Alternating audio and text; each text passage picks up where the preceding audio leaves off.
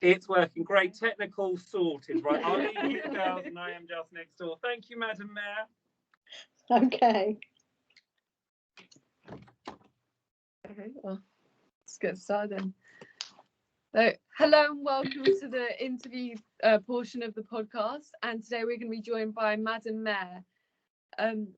So do you want to get us started? Okay, so the first question we have for you, Madam Mayor, is as a young person myself, I have to admit I'm unsure as what a mayor of the local council do. So can you give us an overview as what you do? Okay, yeah, absolutely. The mayor is the first citizen of Chelmsford City or any other town or city. And their role is basically to represent the residents and the well-being of the residents of their particular area, and obviously in my case it's Chelmsford, and the whole district, the surrounding areas. And we also are there to talk to and promote business. So local businesses, obviously we want to support them as much as possible. And it's really just kind of bringing the two together. And also anyone from outside who's perhaps visiting Chelmsford. Obviously, in COVID, it's not been quite the same. But in an average year prior to COVID, companies would come to Chelmsford and look maybe to set up business here, move staff here, and part of the mayor's role is obviously to help promote the city, and talk about the good things that we have that are available to new residents coming in, and also, as I say, to support all of our residents. So that's kind of the general role. It's called a civic role. So it's very much a figurehead. I don't make decisions on behalf of the council. Although I am a councillor, and that's the only way you can become a mayor of Chelmsford, is to be an elected councillor, and I am of a political party. When you become mayor, you don't get involved in anything to do with politics. So the political side gets put away for your period of office, and you are equally fair and open to everyone within the council chamber, and obviously you don't take sides in terms of any political decisions or anything like that. So you stay away from politics for a year, which is actually really rather nice in a way, because it makes sure that you're treating everybody equally, and you haven't got you haven't got the political side of things to worry about. So that's kind of the role. Yeah. I mean, you've kind of started to answer that already, but could you go into a bit more detail as like how do you become mayor, and how would you suggest if someone was interested in getting involved with their local council or mayoral office, like how would they go about that? Well, I'll tell you how I went about it, which is kind of almost normal.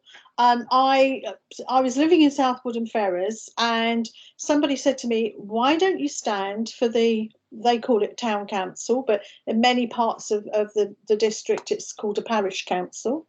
And I said, oh, that's a good idea, because I wanted to get involved and try and make things different and better for our residents in South Woodham. So I did. I got involved with the town council there for 15 years, I think it was. Then I moved into Chelmsford, and the area that I moved to wasn't parished. So I couldn't get involved with another parish council, and I was quite keen to get involved with what was called the borough council then.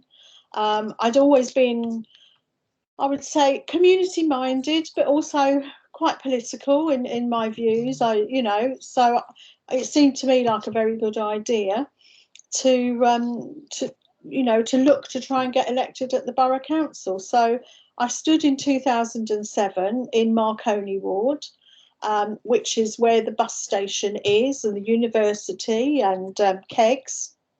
So that kind of area. And so I stood and was elected, and I've been a serving councillor in opposition right the way through till 2019. And then the control of the council changed, and I became part of the administration for a year, and then I was asked if I would like to be mayor. So, and you are voted in by the councillors. So it's a decision that all the councillors make, and then you as the mayor say who you'd like your deputy to be, and in my case it's Councillor Linda Mascott, and that too is if you like voted on and agreed by the full council. So we are there to serve the full council, to serve the councillors, to serve the council, and to serve the community. So that's how you become mayor. But obviously you might want to think about joining a parish council or you know, the city council as it is now, and as long as you're 18 or over, then you can. You don't have to stand for a political party. You can stand as an independent if you wish, but you know, we tend to find that younger people do have very strong political ideas if they're looking to get into politics and into council, and so they tend to go towards whichever is their preference, but towards a political party rather than thinking about standing on their own. So that kind of motivates them to want to stand. But this particular set of councillors that we have now in the city council is probably, the average age of the councillors has dropped quite dramatically. Certainly in the administration side, there are more women than there are men, and that's happened a few times.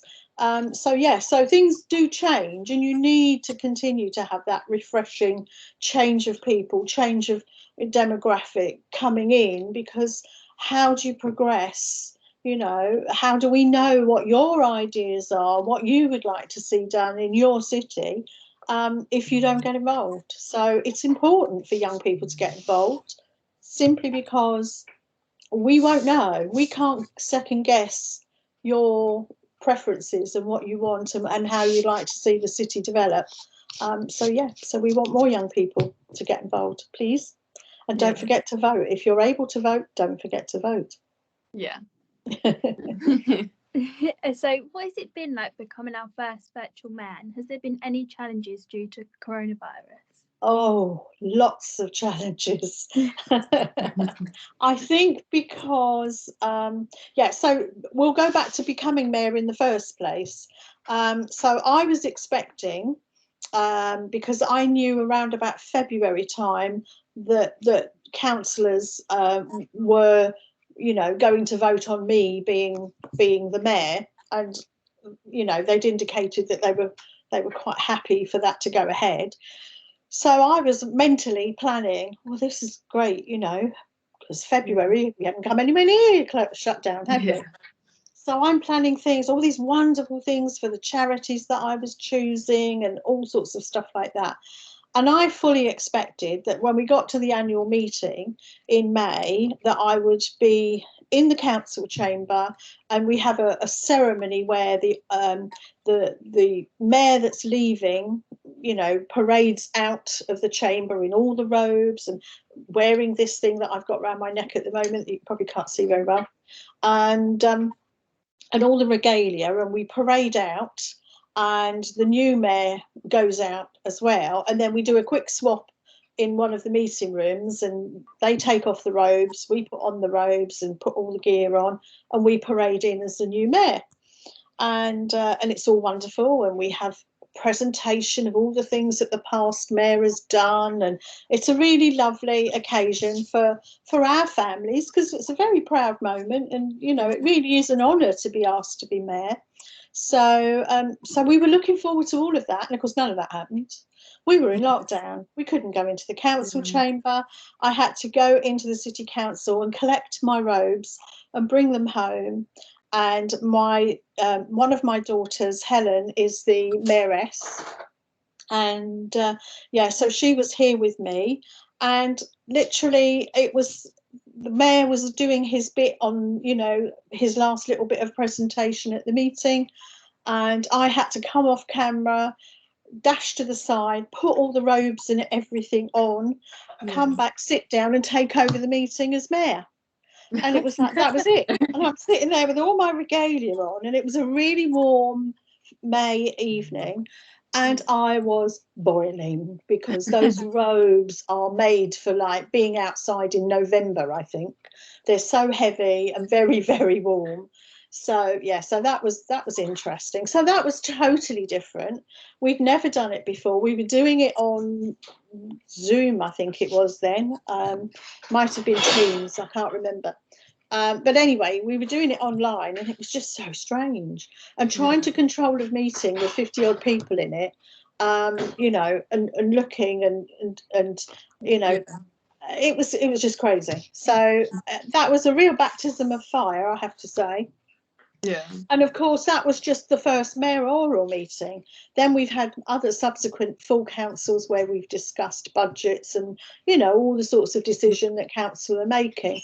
And I chair all of those online from my front room, in all my regalia. So that is quite difficult. And it's very challenging. But other things, for example, you know, you would expect to be going out to engagements, to go to schools, to go to scout groups, to, you know, to go and visit businesses, open new businesses, visit care homes, you name it. I've not done any of it. Well, I've done some of it, but it has been incredibly difficult because we've had to literally slot in between the times when we've been allowed to go out and socially distance, and whether it's been, you know, is it acceptable, is it not? Everything we look at is, you know, has to be COVID assessed and everything else. So that has been quite tricky, but I've still done, I think something in the region of about 150 engagements since May, and 2/3 of those have been in person. So I have been really, really lucky. You know, but the 1/3 is like this, you know, we're on Zoom, we're on Teams, we're having a conversation, which is lovely, but it's not as nice as being in a room and being able to individually talk to people, which is what I like to do. So that's been a challenge. And from a charity's point of view, it's been an enormous challenge because we'd planned so many things, like, you know, golf days and balls, mask balls, and all sorts of things, big things, little things, theatre shows. Obviously, we've done a few online quizzes, and we've been raising money. We managed, thankfully, to raise quite a bit of money from craft. People donated craft things at Christmas, and we sold them at the craft Christmas fair. But my charities have really suffered, as individual charities themselves, as well as what one would hope to raise from being there and obviously putting on a lot of events, you know, to try and fundraise for the charities. And do you want me to talk a little bit about what my charities are? Yeah, we've got some questions that we can go into. So as you were saying, yeah, we know you support many charities, in particular Mind, the Helping Hands Essex and Sanctus. That's right. What would you do to help? What can we do to help, and where can we donate to these charities and others? Right. Well, obviously, any charity nowadays that will have a website. We're supporting the North.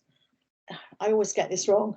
North and Mid Essex Mind. That's the one that we're supporting. So they're based in Colchester, but obviously they're covering Mid Essex, which we are part of.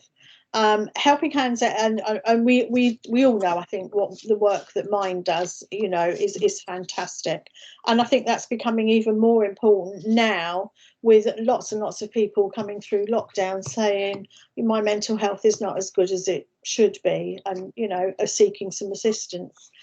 Helping Hands Essex is supporting vulnerable people who have addiction problems. So that would be, or they're recovering from addiction. So it would be recovering alcoholics or drug addicts who are trying to get their lives back together. And this gives them the support, you know, some with housing and other opportunities. So it's a really good local charity for that. Although they do support people from outside of the Chelmsford area, they tend to be Chelmsford. And Sanctus, Well, Sanctus is a very local charity that looks after our most vulnerable, many of whom are homeless. So they're either sleeping on the streets or they're sofa surfing, or they do have a home, but they don't really have any connection with the community, and they come to Sanctus for some support and assistance. We do have a Just Giving page, which is called the Mayor of Chelmsford's Charities. Very, original thought there. But yeah, so that's up and running on Just Giving, and obviously we would encourage anyone. I mean, if the school, for example, and I know we've got a primary school who's talking about doing this probably later in the year, to be fair. Like a non-uniform day, or a dress up Friday or a dress down Friday, depending, so I mean, where everybody literally throws £1 into the pot, and the school allows you to turn up in some wacky clothing, and that's will be donated to the Mayor's charity. So you can do very, very simple things, or even sell cakes, or we've had two young boys, bless them, who made loom bands and sold them to all their friends and donated to homeless people, which was lovely. So there's lots of things you can do that aren't too taxing. You haven't got to go out and sort of raise hundreds of pounds. £5 is £5, and that charity, or my charities would be eternally grateful for every pound that comes through the door. I know with Mind, they've had to furlough all of their fundraising staff, and I don't quite know when they're going to come back. So that puts them in a very precarious, place. And I'm sure that with the others, it's very similar. So it's a very sad time for charities at the moment. So what has been the impact on the homeless community during lockdown? Well, the government insisted that no one that lived on the streets, no one that was homeless and sleeping on the streets could be on the streets. They had to be housed. And they gave councils, obviously across the country, funding to allow them to be put into hostels and rooms available, and in some cases small hotels and things like that. So that in Chelmsford, I know for sure, and it's still the same situation, but right early last year, they all the people that were sleeping on the streets that our staff knew about, because obviously they go out and check on them on a very regular basis for community safety. So they knew exactly who was living on the streets. They were all offered accommodation, and there was a couple of people who decided that although they were offered the accommodation, they actually didn't want to stay there, and they left, and they were persuaded to come back, and then they left again. So it's not for everyone. I mean, that was temporary accommodation. But in the meantime, I know that officers at the City Council worked incredibly hard to ensure that as many people as possible who wanted accommodation were offered accommodation. So that wasn't a hostel, do you know what I mean, or a temporary hotel room or something. It was somewhere where they could really put their bags down and be and start their life again. And that's been very well received. Of course, it was also news went out that Chelmsford were offering people somewhere to live. So all of a sudden, there was an awful lot more people started coming into Chelmsford, going, "Oh well, I live on the street." And I have to say, I think our officers were very good and said, "We know who lives on our streets. We know our regulars," and many of them were just persuaded to go back to whichever town or city that they had come from, because you need to have a base, and you need to have some connection to Chelmsford.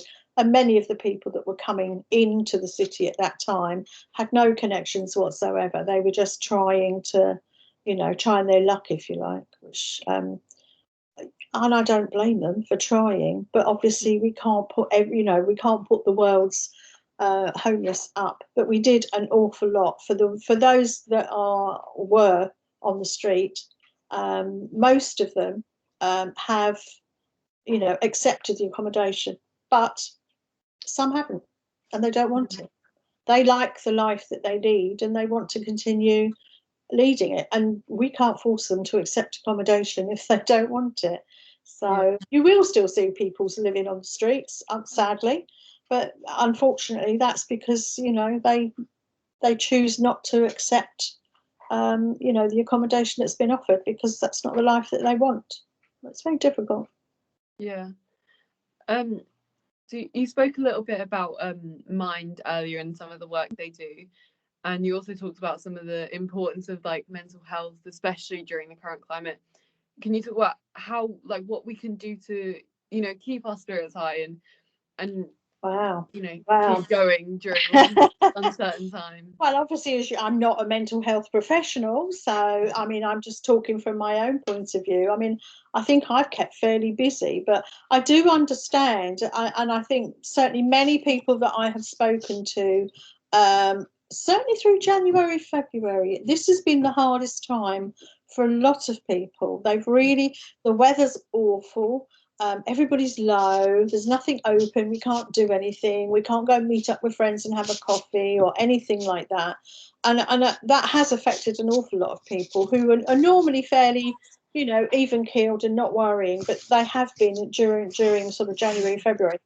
But to be honest, if you look back over the years, and maybe this is an age thing, so forgive me if it is, but as you get older, January and February is pretty miserable anyway. You don't want to go out. If it's snowing, it's like, do I really want to go out and maybe fall over? No, I don't. So I think there is always a level of lower,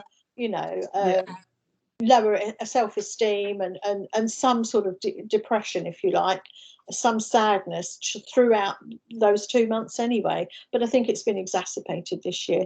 As to actually how you get through it, wow. Well, if you're really, really unhappy and unwell, then obviously the best thing you can do is to seek professional advice, and don't be afraid to say, I don't feel good, I feel sad, I feel like I'm diving down into a deep hole, or whatever your feelings are. If you know that's not normal for you, then please go and talk to a doctor or talk to a nurse, or phone up any of the helplines that are out there and talk to somebody, because you're not on your own. There's probably over 50% of the population feeling very similar to you, and and there is help out there. But that was one of the reasons why I chose Mind as one of my charities, because mental illness is virtually in every family now. So there will be somebody who does suffer from depression, or just has really, really, really low days, and sometimes needs a lift, and it's but don't turn to chocolate. It's not good. Or donuts or anything like that. Which, food's nice, but but not great. Won't help your mental health particularly. And so, in relation to Helping Hands, what has been the impact on how people who are struggling with alcoholism and addiction can get help during lockdown? Yeah, that's been quite difficult. It really has, because Helping Hands have literally a couple of houses where they have rooms available to accommodate people who are otherwise homeless and in the early stages of recovery, and they will work with those individuals right the way through. So it may be, for example, someone has is having real addiction difficulties, and the family have said, we can't cope with this anymore, you have to leave, and where do they go? So they, potentially they could end up on the street, or as we've said, sofa surfing, and so they would get support there from Helping Hands. Or it could be someone who has just been discharged from prison, so they've been going through a recovery program whilst they've been serving a sentence in prison, but when they come out, then what happens? So again, Helping Hands would offer an opportunity, if they have space in their house, houses, they would offer an opportunity for these people to be able to go and have full-time support.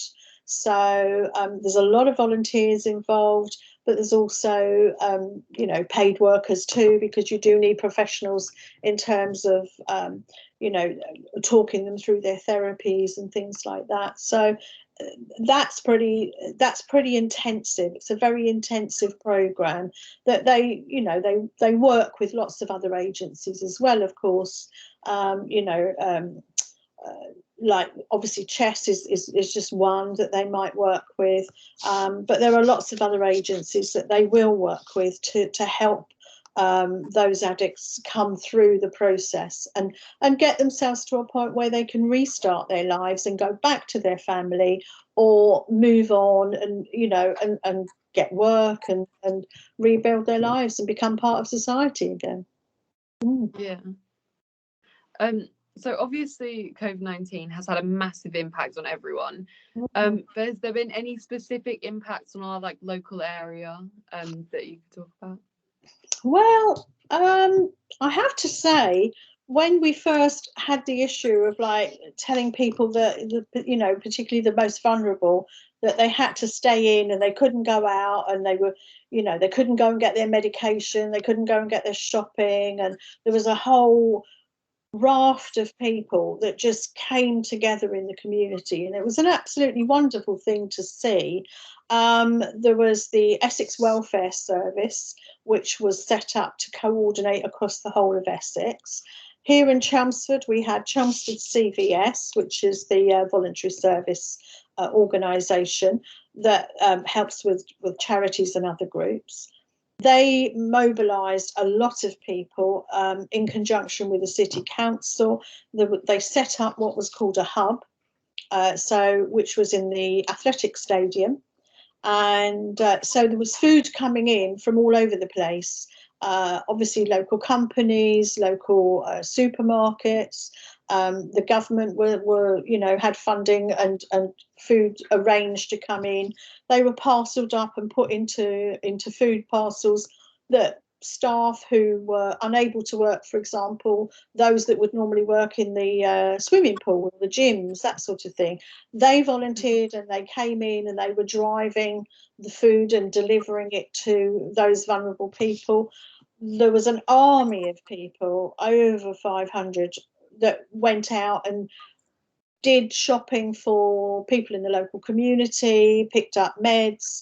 I was one that did medicine runs, and everybody came together. So one of the loveliest things was the camaraderie and the feeling of pleasure that we as volunteers got. And I always say volunteering is really, really selfish, because you are getting, as the volunteer, you are getting a real buzz out of it. You're getting some pleasure.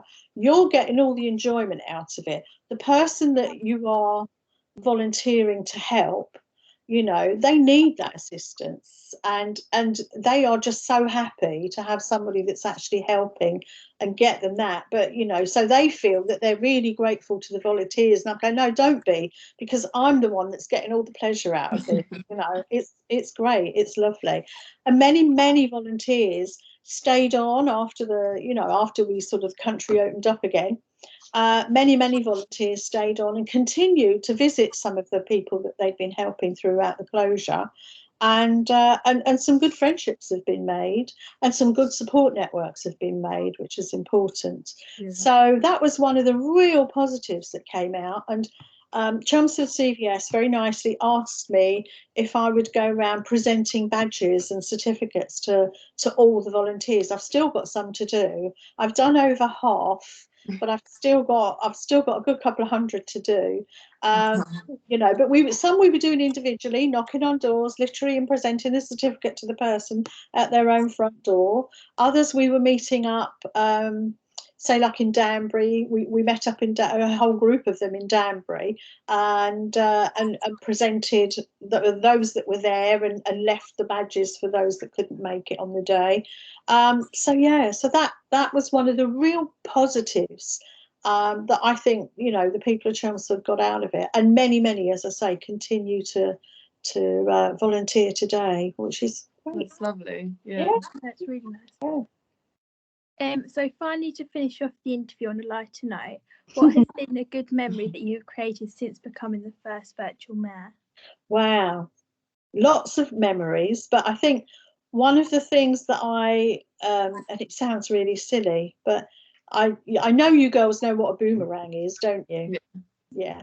Well, the deputy mayor and I decided that because we were out and we were having fun, and we were trying to relay the fact that we were having fun, and we're using social media, so we started doing boomerangs all over the place. Wherever it was appropriate, we would do a boomerang. And of course, you've got to remember that many people who are somewhat older than you ladies haven't got a clue what a boomerang is, and or even what social media is for some, of course. But we've tried to educate them into what a boomerang is, and that's kind of been our thing. So whenever we get out and we're with a reasonable sort of amount of people, the one thing we do is we always turn around and go, shall we do a boomerang? And then we explain to them what it is, and away we go. So we've got lots and lots of boomerangs that hopefully when we do the end of mayor's term and we're recapping on some of the things that we've done throughout the year, we're probably going to show just a shed load of boomerangs and say, there you go, we have fun. So, but that's on a lighter note, but there's so many others on a more serious note that I'd love to talk about, but that's maybe for another podcast. Yeah. Well, thank you so much for doing this interview with us. My We've pleasure. loved it. Thank you. I'm sorry if it was a bit long, but there we go. That's all right. Thank you for asking.